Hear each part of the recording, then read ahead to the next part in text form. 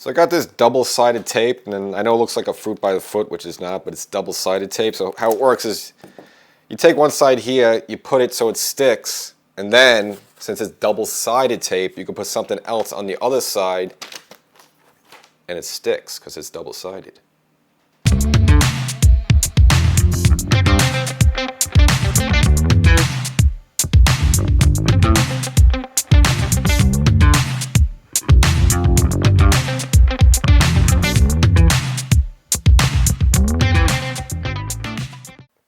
Welcome to Section 420, Talkin Yankees. Well, the big man is here. No, not Aaron Judge, but Spencer Jones, getting the call up from AAA and making his major league debut. The long-awaited big man, kind of hitting the big scene there. We'll kind of set the table and set the stage why the Yankees decided to bring him up. Of course, we know it has to do with the Jason Dominguez injury there. We'll give you an update that as well. Again, ramming into the wall in that game against Texas.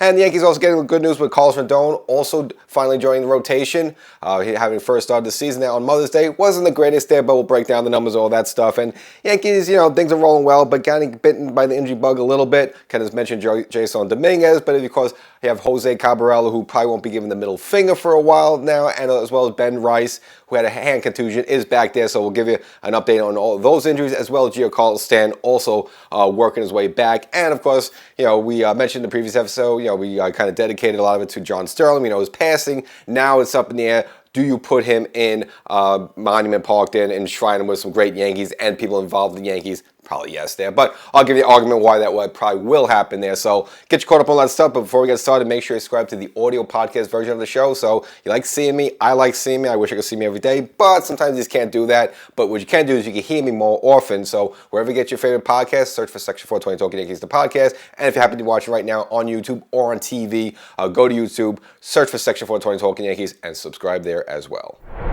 So Spencer Jones has arrived, obviously replacing Jason Dominguez, who had to go to the IL, and we'll kind of give you an update on his situation. But of course, everyone's focused on the big man. We kind of been waiting on this guy for a couple of years, and of course, we know in spring training, both him and Dominguez were doing well. But of course, you figure only one of them, maybe one of them would get a shot for the major league roster. Turns out both of them were optioned to AAA, just sort terms of when camp was about to end there. But you would figure at some point Spencer Jones was going to come up here, and this was kind of I was arguing, say, hey, even if he has to spend most of the season in AAA, at some point he's going to be up here, either this season or next season. So, people saying, well, that's going to be the end of his Yankee career, and the Yankees are bungling him and Dominguez, they're mismanaging him the way they did with Andujar and Clint Frazier, all that stuff there. I knew at some point, again, whether Jones or Dominguez, they were going to come up here at some point there, because someone like Giancarlo Stanton is going to go to IL, and there's always injuries around. Bellinger could have gotten hurt, someone could have gotten hurt there. So at some point we knew this was going to happen, but it happened in a way we don't want to. Obviously, we don't want to see Dominguez hurt there. Again, he is there, but whatever way it happens, at some point you do come up to the major league level, and of course Spencer Jones has been promoted there, so we'll be joining the Yankees for, again, foreseeable future. Again, I mentioned I'll give you the timetable of Dominguez after that, but Jones, obviously getting his first hit there on Mother's Day there and getting it off the schneid, also making a good diving catch, playing some center field there, so not really tearing the cover off the ball right away, which you kind of expect there. Now, the reason they decided to give him the nod was his numbers just before that. Now, just before he joined the Yankees, he was hitting at 258. Now you say 258, that's nothing good. Well, if you remember a couple episodes ago, even there, we were going over his numbers, and he was only hitting like 230, which I was figuring at that time there, if he was hitting the home runs, that was never a problem with him. But if he was only hitting 230 down there, what do you think he's going to do up here against major league pitching? He'd probably be hitting like a $180 there. So there would be no sense of bringing him up here if he wasn't ready. But according to Aaron Boone, they felt in the last 3 or 4 weeks as they were evaluating, his at-bats much better there.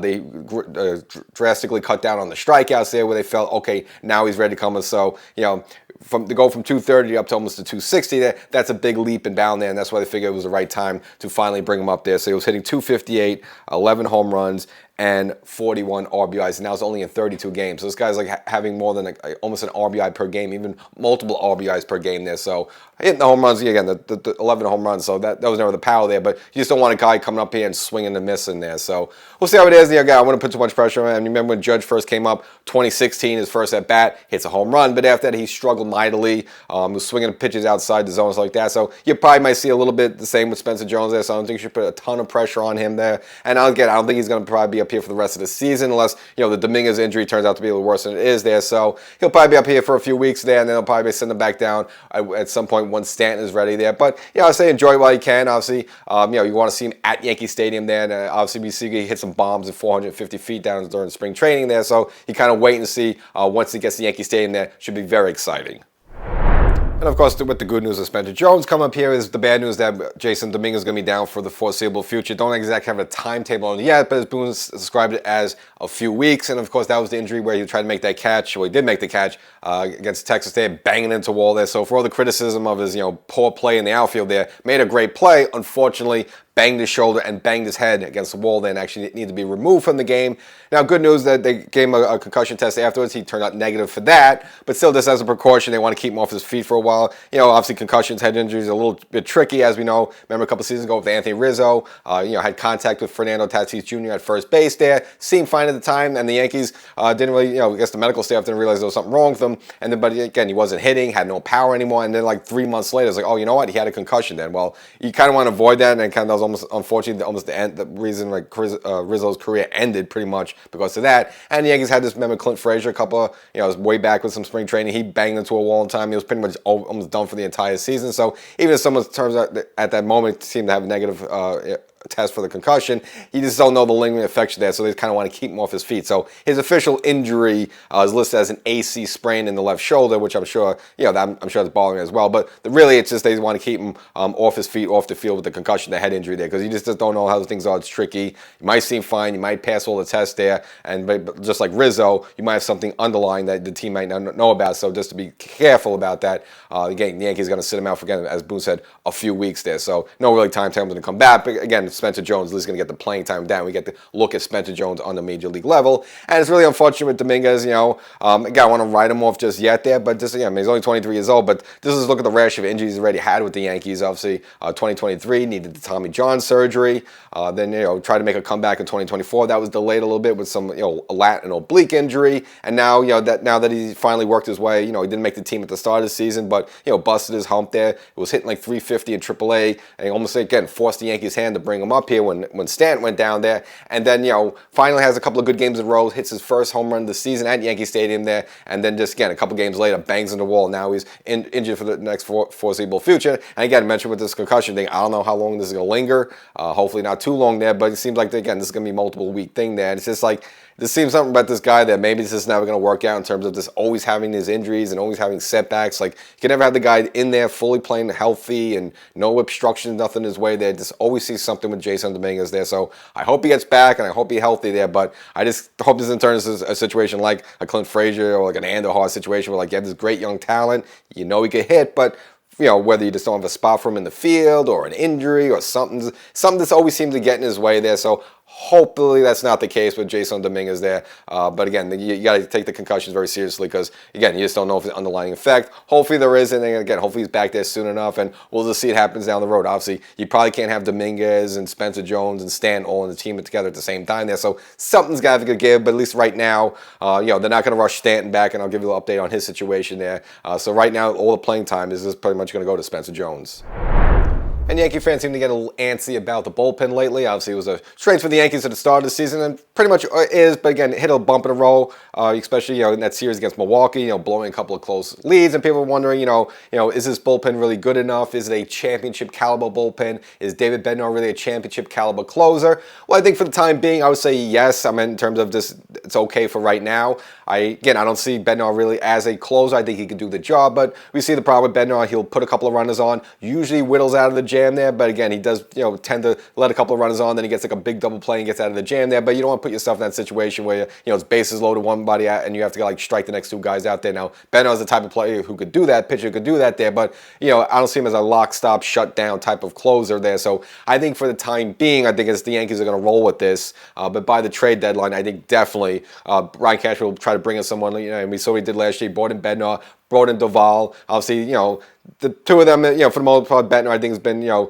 little bit better for the Yankees. Duvall still kind of up in the air a little bit. Good game, bad game, stuff like that. Obviously, has the high ERA there. So I think the Yankees, for the time being, have the weapons, especially something like Cruz. Again, you get a strikeout in a big situation with that splitter he has there. But I think I could very well see Cashman bringing another type of power arm there. And because I see Bettner more as a setup guy, a seventh or an eighth inning guy, or someone like, if there's a couple of runners on, you need to get a big double play. Bettner is probably that guy to do that. I don't see him as a guy that's going to lock down the ninth inning, 1, 2, 3. He's always going to put a few runners on and give you a little agita, give you a little indigestion there, in your stomach there. Usually gets out of the jam there, but I don't see him as a lockdown, shutdown championship guy for the October there. So for the time being, the Yankees are going to roll with this, but definitely by the trade deadline, I could definitely see Cashman bringing one, maybe two more type of power arms in there, and because by that time, teams will probably be out of the playoffs, and obviously that's where teams will start to look to deal some players off there. So that's probably where the Yankees will look to pick someone up there. But for right now, I wouldn't really panic with the bullpen. I think it's still pretty solid. It's just not as good as it could be there, but for the time being, I think Bettner's okay closing games, but definitely at the trade deadline, Cashman's going to bring one, probably even two more power arms in here. But the Yankees getting some good news on the pitching front, and that's Carlos Rodon finally joining the rotation. Kind of been waiting on him and Garrett Cole. Now, Garrett Cole's still getting a tune-up a little bit. Obviously, him being out of commission basically for 16 months there, probably needs a little bit more arm strength and being stretched out there. As he inches way closer, though, but again, we knew Rodon was going to come back first, and he did, and that was on the Mother's Day start in Milwaukee. Wasn't great. The numbers weren't great there, but you don't really look at the line that much. It's the first one out there. It's not going to be stellar. I mean, it could have been great, could have been not. So I wouldn't go too crazy about it, but we will give you the numbers. But then obviously, dealing with controls problems. So pitch 4 1/3 inning there, so pitching the fifth there, but 5 walks, which you cannot have, including 3 in 1 inning. Had a hit batter as well as a wild pitch there, so definitely didn't have the control there, and it seemed like it was more struggling, with control with his slider than anything else. Threw a total of 78 pitches, and only 42 of the 78 with strikes there. So obviously, he has to get the control down, but just like the fact he's just there in the rotation. Again, the rotation for this season has been, quite remarkable. So just to add Rodon and knowing you got Garrett Cole also around the corner there, really good news for the Yankees. I'll say the only bright spot, though, of Rodon's start there. So his four-seam fastball averaged a 95.7, which, we always throw hard, but if you want to go back to his four-seam fastball last year average, 94.1 miles per hour. So it looks like he's a mile per hour faster on the fastball there. So it tweaked up a little bit. Now, is that because he was amped up because of the first start of the season? Was it a result of having the surgery there? Now, his fastball, he's able to air it out a little bit better. So all possibilities there, but at least, Rodon with the fastball there, obviously, but he needs to work on the control there. And again, the Yankees at some point are going to have to make some decisions there. Will Warren's been pitching great for the Yankees to start the season. Weathers has been pretty good. Again, almost had that no-hitter in Baltimore. Unfortunately, that game ended up in a loss, but obviously, Yankees getting great starting pitching there. So at some point, but some guys are going to get shuffled out there because once Cole rejoins the team as well, there's going to be an odd man out. But again, if you're Aaron Boone, that's a good problem to have. And Garrett Cole keeps chugging along there now. And people are kind of criticizing the dad bod a little bit. We know the whole thing of previous seasons with the chicken palm there. But at least Cole seems to be in good throwing shape. So far, has had 5 rehab starts, and in those 5 rehab starts, 22 strikeouts, and he's only walked 2 batters. So it looks like he has his control down. Again, this is more about stretching him out and getting his endurance there so he could throw 100 more pitches on the major league level. Now, according to Aaron Boone, he needs about 1 or 2 more starts, and then at that point, he should be able to rejoin the team. But of course, at that point, the Yankees are going to have to make a decision there because Rodon's already back. And then, of course, once Cole comes back, one of the odd men out is going to be Ryan Weathers or Will Warren. Now, if I had to kind of dip my finger into the water there, more than likely, I think Ryan Weathers would be the odd man out. Only reason being that the Yankees again have a pair of lefties in there ready with Fried and Rodon, and plus Weathers. Again, he's been injury prone in the past. There, again, he's got off to a good start this season, but how long is that going to last? He seems better suited, and maybe he could be the solution. If the Yankees are kind of having problems with the bullpen, putting him in there. Of course, as a starter, he's throwing like high 90s. Well, imagine if he just comes out for 1 inning, could air it out. I mean, you can maybe get this guy up to 99, 100 miles per hour, just coming in, blowing either righties or lefties away there. So that seems to be a better fit versus Will Warren, who's more apt to be a starter there. They kind of fine-tuned him and stretched him out to be a starter there. So it will kind of be a bit of a regression to put Will Warren back into the bullpen. Weathers, who can pitch out of a bullpen, back in Miami as well, there seems to be more attuned to it, and I think that'll be a good weapon for the Yankees. And who knows, maybe at some point he blossoms into a closer where, he can just come in the 9th inning with his fastball and just blow it away 1, 2, 3. And the Yankees have to be concerned with the middle finger of Jose Cabral. No, not flashing to people, but got it injured, and that was the game against Milwaukee. He actually slid back into first base, didn't have the protective glove on, and hit the finger there, and they don't know if it's broken, is it jammed, is it fractured. So he's on his way to New York to get an MRI. At this moment there, we don't have the results of that. But again, he's actually getting beat up a little bit. Again, had the home series against Texas there, took a ball off the elbow, hit by a pitch there, and now he jams his finger there. So seemingly doesn't affect his hitting, but the problem is obviously right-handed there. Affects his throwing there, so the Yankees want to just make sure there's nothing wrong there. He doesn't injured any further by keeping him in the lineup there. And it's kind of like been hurting the Yankees. They've been on, they had a skid there where they lost a few games in a row there. And the reason when the Yankees were rolling there, he was hitting well, he was doing well, he was playing well. That was the argument of keeping him up here, giving him the at-bats, and keeping Volpe in AAA. Well, now that he's been injured a little bit, obviously, I'm not going to say that's the only reason the Yankees lost a couple of games in a row there, but you kind of figure it might be the case there because, again, he was hitting hot for a while there, but now he's hobbled a little bit with this injury. Now, he still has his wheels, so Boone's been using them in pinch running situations. But again, they want to get the finger tested. So again, at this moment, we don't really know the results of that. But the Yankees do have some options. Obviously, Max Schumann, who officially was brought up here, to replace Stant on the IL when he went down there. But of course, Schumann is a jack of all trades. He can play outfield and infield, so he can play some shortstop. So again, he'll probably get most of those bats for the foreseeable future. And of course, you always have Anthony Volpe stewing around in AAA. Now, it doesn't seem like the Yankees really want to bring him back so soon. Again, they kind of made that decision, a couple of weeks ago of just keeping him in AAA, so it'll be kind of a quick turnaround. Again, unless Cabral has to go on the IL, then I guess that would be a reason to bring Volpe up there. But again, Volpe was only hitting about 250 with one home run, during his rehab assignments, both double and AAA there. So he wasn't actually making a screaming case to bring him up here. But the Yankees might just have to do it out of necessity if Cabral has to go on the IL. But at least at this point, it seemed like that's not the case. And I think this for the short term, they'll just have Schumann there at shortstop, and he goes to work, Ryan McMahon as well. We've seen him take some games in spring training, play a little bit shortstop as well. Not a ton of games, but I don't think the Yankees really want to go that route. I think they'd rather keep McMahon in third and have Schumann play shortstop. Now they also have Ahmad Rosario, but Rosario, again, I think he doesn't have the range again when he first came up there, and again, he's kind of the backup third base, and I don't think they want to tinker around putting Rosario at shortstop. He could probably still handle the job, but again, his range has probably been diminished, compared to when he first came up a couple of seasons ago there. So they'll probably stick with Schumann around, just cross your fingers or cross your middle finger that Cabral doesn't have to go in the IL.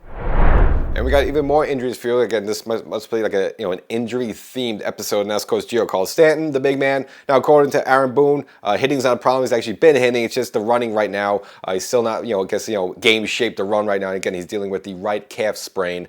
No exact timetable, but again, it just seems like this is going to drag on a little bit. And we know with Stanton with these soft tissue injuries and stuff like that. So I don't think there's no need to really force him back. I mean, offense has really been the Yankees' problem there. But again, you liked him in there because he got off to a really good start of the season. Again, at one point, it was like hitting 300 after a number of games there. It was looking significant, but we saw his batting average going down. So I think, again, it was something he was dealing with even before they put him on the IL, but eventually they did that. So no exact time right now. So he is hitting the ball, so that's kind of what they need him to do, a hit there. So, and again, this season, I don't think, even though the Yankees did a little bit of last year, I don't think you can see him in the field at all. I know he saw some time in the outfield last year, where, especially when Judge went down, it's kind of a necessity. I thought that was insane. Luckily, he didn't get hurt or pull anything then there, but if he's dealing with this calf injury, then I can't see any reason whatsoever, even if Judge goes down for a little bit, to put Stanton in the outfield there. And they're probably going to instruct him when he comes back, just walk to first base. If you get thrown out, it's okay. If you get thrown out from the outfield, okay. They're going to tell him just, move like Frankenstein like they did a couple of seasons ago. They're not going to have him sprint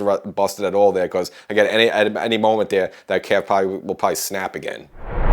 And I know you want more injuries. Well, we have one less injury. I know you want a ton of them, but we have one less injury now. That's because the Ben Rice hand contusion. Now, never needed to be put on the IL. They just had to sit him down for a few games. That was mainly the Texas series at home. Was able to play, but you see it kind of was affecting him. So even during most of that Milwaukee series, he went 0 for 13 for one stretch. So finally, the Yankees visited Baltimore. He hit a home run, got the home run strike. But again, went through an 0 for 13 skid before launching his 13th home run of the season.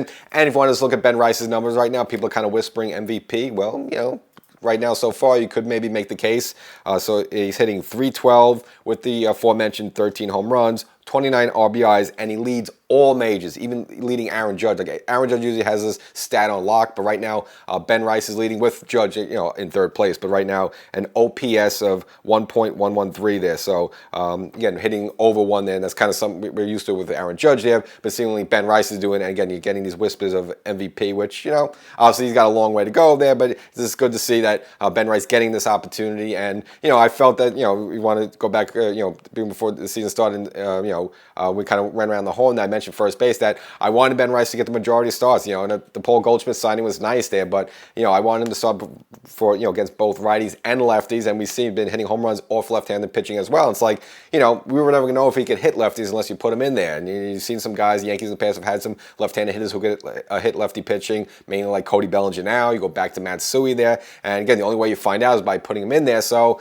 even though you like Goldschmidt as a backup option there, but even against a left-handed pitcher, I still wanted Ben Rice to get the majority of the starts, and seemingly Aaron Boone has been doing that a little bit, but you don't want to get Goldschmidt too rusty there. But again, it's just good Ben Rice now getting these at bats against both righties and lefties there. And I know some fans get frustrated that Boone sits Ben Rice down, doesn't start him, but of course Boone's excuse of Ben Rice and his home run streak kind of being a weapon off the bench. Again, he got his first career pinch hit home run earlier this season against Tampa there. But again, I just like Ben Rice getting as many starts as possible. And I don't know about MVP though, but probably a definitely good chance he'll be an all-star if anything else. And of course, Ben Rice, a young, exciting player for the Yankees, and another young, exciting player for the Yankees, of course, is Cam Schlittler. I know he got young players from the system there, but usually when a team that goes to a championship, you always look back and is that usually you find like one or two players that had not a great season, but a special season, and it looks like Cam Schlittler is on the way of doing that. Now it's only been 9 starts, but an interesting stat I found there I'd like to share with you. So in the 9 starts, he has 50 or more strikeouts, has less than 10 walks. Only has allowed 1 home run to this point, again, in his 9 starts there, and a ERA under 1.50, and that hasn't been done since Walter Johnson did it back in 1913. So again, Cam Schlittler off to a historical start to the season. The only thing he has to be worried about is some of these comebackers that seem to hit him, up the middle there, because he's throwing the ball like 100 miles per hour and it comes back like 108 right at him there. So that seemed like the only thing that really you got to worry about for Cam Schlittler. Other than that, pretty seems smooth and easy. Now, look, at some point maybe he could hit the wall there. Obviously he came up with the Yankees last July there, and so he only pitched half the season. Now you expect him to get a whole season of major league workload on the major league level there. So at some point he might hit the wall a little bit there. We don't know when that point was. And even go back to 2024 with Luis Heel, he got off to an excellent start to the season. He was getting whispers of maybe being a Cy Young candidate, but then unfortunately reality hit and he hit the wall a little bit. He recovered, rebounded a little bit towards the end of the season, but of course now he's in the minors and then struggling. Really hasn't been the same since. He did win the Rookie of the Year that year in 2024 for the American League, but again, it really hasn't regained that form. But Schlittler kind of off to a similar historic type of Cy Young start to the season there. But you got to know at some point, maybe in the summer, maybe a little before that, he's going to probably hit the wall a little bit there. But again, the Yankees seem to have a little bit of plethora of starting pitching. The like of Ryan Weathers or like of a Will Warren, who could be flexible. They could maybe go in the bullpen, be a little bit of long relief. But again, at some point, maybe when they go, if Schlittler hits the wall a little bit there, maybe those guys might have to take a spot in the rotation.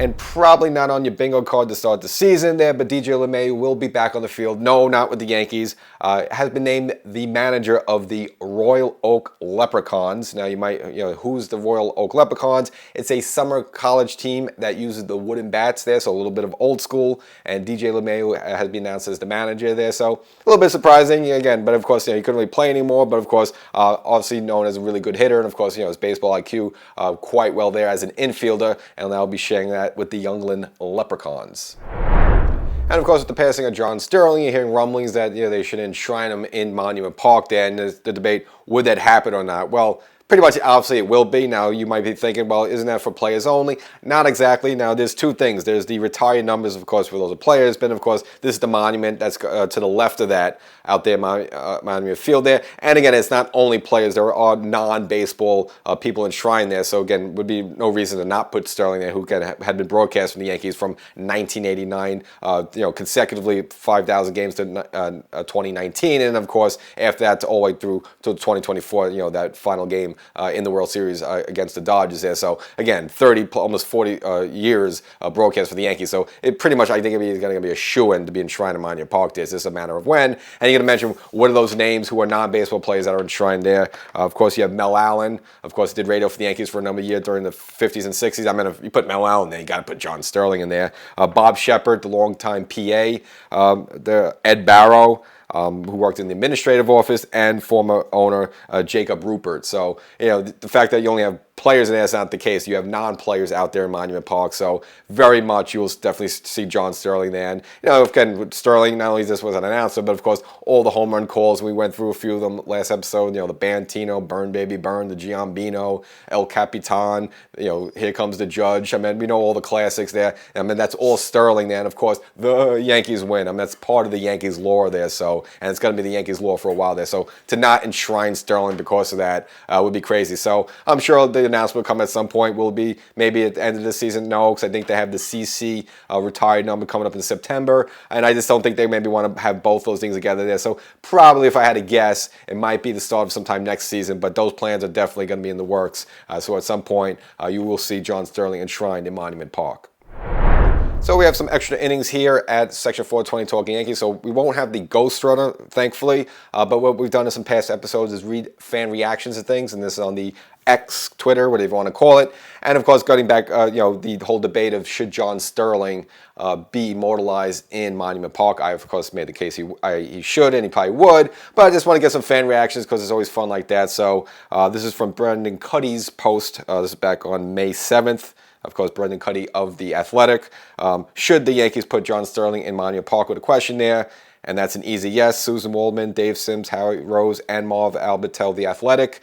For Chris Mad Dog Russo, not so much. What do you think? Apparently, Chris Russo said no, but whatever. I mean, he's a Giants fan anyway. But I can understand the case if you figure, well, is he considered like a Mel Allen type? Maybe not right regard there, but again, I mentioned broadcasting for the Yankees from 1989 to 2024 there. Yeah, it's not Vince Scully, but still, I mean, it's a long time. And again, the home run calls, I mean, he made that a thing just around baseball. And of course, with the Yankees win there, it's just, to not enshrine him there would be kind of ridiculous. So I'm sure it's going to happen there, but let's just see what other fans react there. Obviously, Brian Hoke just said yes, a bunch of yeses, of course, there.